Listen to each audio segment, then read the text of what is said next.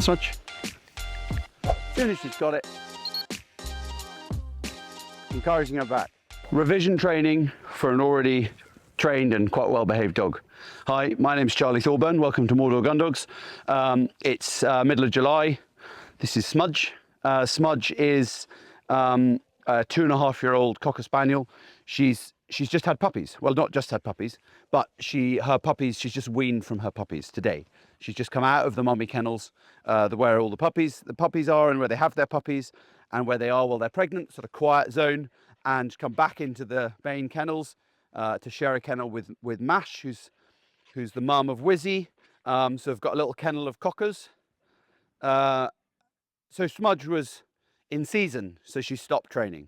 She got mated, and then she went into the quiet kennel. So that was knocking on 4 months ago. So she's literally done nothing in the way of training. She's gone out for a wee with the other mums. She's been with her puppies. She's been in a crate while she's been weaned from the puppies. She's just been going for little gentle walks, etc. But no training, nothing formal. I mean, basically being told to wait at the odd gate is about as much as she's been, and wait for her food. That's about as much as she's been asked to do. She certainly hasn't been on a lead or anything like that. So the first thing we're going to do is just get her back into heel, because that's the foundation to all of our training. Make sure she's paying attention. She's a good little attentive dog, but she's also full of beans, fairly typical cocker. You can see she's excited to be out with me. Smudge, heel. So eye contact's crucial.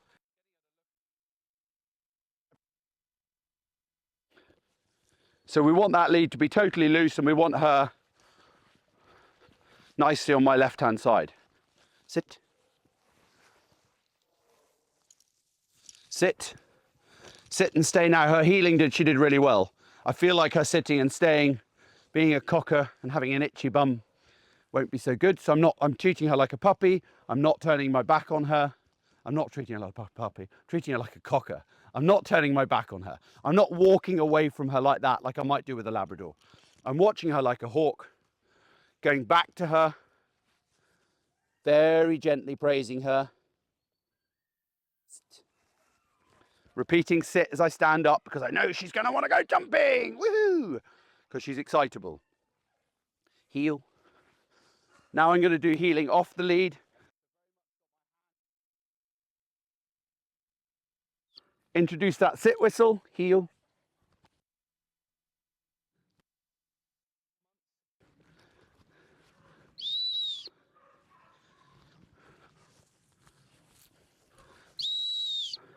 So just by doing half a dozen sit whistles just means she's got it in her mind. So now what we can do is head off to the long grass and do a little bit more hunting, etc. with her. Heel. So Smudge is very much a kind of multi-purpose dog. She'll sit at a peg, but she'll also, what I really love doing with her is proper spaniel work, hunt, flush, retrieving. She's a good little hunting dog, attentive. She's got enough drive and enthusiasm, but she's controllable enough as well. So she's quite a nice balance. And actually for a cocker, she's quite consistent. She doesn't tend to have bad days. She just has her days. She does what she does. She's not perfect. She's pretty good, but she's not perfect. But she does it every day. She does the same every day. She's not like, oh, I don't want to do it today, or it's wet, which quite a lot of cockers are like, and then, whoa, there's rabbits, I'm off. She's just like, we're ready to go, we're ready to go, ready to go. So she's full cocker, quite unusual markings, but actually, yeah, she's got a little bit of that kind of Springer mentality of, I'll just try my best. So we've done some heeling, we've done some sitting and staying, we've done some, just a few sit whistles. So now I'm going to get her in here, I'm going to get her quartering and then stopping her, maybe throwing a retrieve, that kind of thing. When we go to cast a dog off, we say their name, we get them to look at us. If I cast her off now the way she's facing, she's going to likely run straight down that path. So what I'll do is I'll push her into the long grass behind her. Smudge, gone away.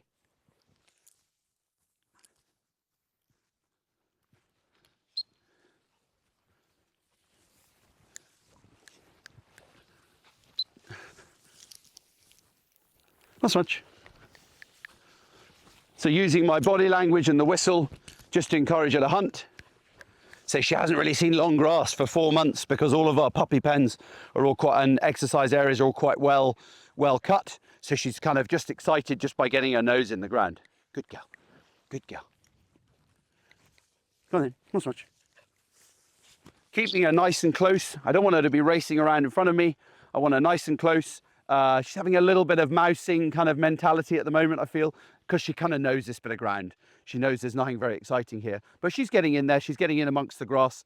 You know, she's not going like some sort of super field trial champion, but she's going nice enough in this ungamey ground, which is just part of our garden, that that I'm happy that she's listening, because this is not about her winning a field trial. This is about, she's come back, she's unfit, she's come back from being a mum, and we need to just make sure she's listening to all those whistles and we can get her out and get her working again. Because the shooting season is only 6 or 8 weeks away, depending on what happens with the grouse. Smudge, run in. Now, I've blown a few stop whistles with her over there when she was at heel, blown one when she's 4 or 5 meters away. She sat very quickly, but then she thought about just moving again, so I put a bit of pressure on her, told her to sit, paused. You can see she's eager, ready to go. Gone away. Not so much. Gone away. She's eager, ready to go again, so I'm going to let her hunt on.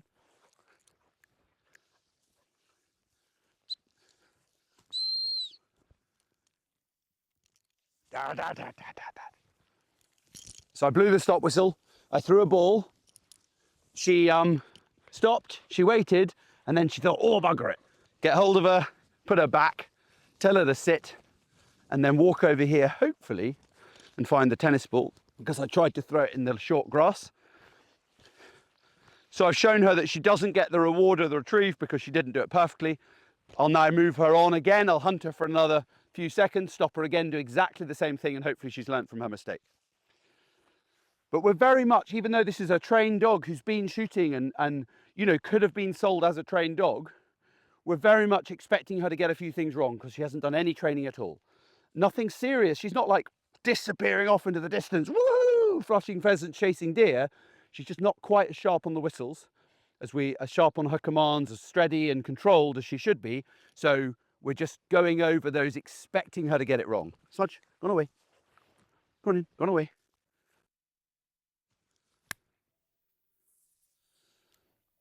Smudge. So a nice, short, easy retrieve. She's actually gone too far for it because I really didn't throw it very far. Lost.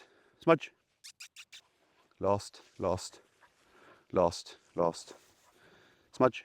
Lost, lost, lost. Encouraging her to hunt for it. Hunt, lost. Good girl. Good girl. And then she brings it back, sit, and gives it to me. So not doing complicated retrieves, not trying to test her. She's got enough to do, having not had any training for 4 months. She's got enough to do just to try and get the control right, that I'm not going to start launching this tennis ball into the long grass stand there and have her really work for it, because I don't want her demoralized. I want her being like, oh yeah, I'm back to work and it's fun.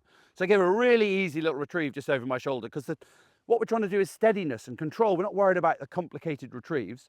We'll come on to that in a few weeks when she's fitter, because what I don't want her doing is tearing around in the long grass on a hot day. It's pretty humid here today. Tearing around in the grass and being like, oh my God, I can't find it. The scent on the ball probably isn't that good today because we've got damp humidity. Like, it's harder to smell today than it would be on a nice, fresh, frosty morning in January. So I don't want her tearing around in this long grass, getting tired, getting demoralized. I'm getting demoralized because I can't find it. Oh God. End up going home in a bad mood, me or her or both. So we're just trying to get her to do nice little things that she can succeed. The only reason I brought her into the long grass was to get her going and get her hunting, because I thought, well, if I just take her on the lawn, she might be a bit like, oh, I'm just going out for a wee again. So I brought her in here because I want her to be like, oh, great, we're going shooting, we're going hunting, we're going training, to build up that enthusiasm. But we're not trying to do complicated retrieves. If I do a harder retrieve, I would be thinking of getting her to run through the long grass and putting it on the path down there where the grass is only 3-4 inches, so the ball's covered, but it's not a hard retrieve. Sit. So I might just do one of those. Still, it's only, 15 meters from her. It's not a far retrieve. Smudge, out. She's in the right area, so I'm going to leave her alone. She's putting her nose in the right ground. I can see she's got the smell of it. She's working out on her own. As soon as she's got it, encouraging her back.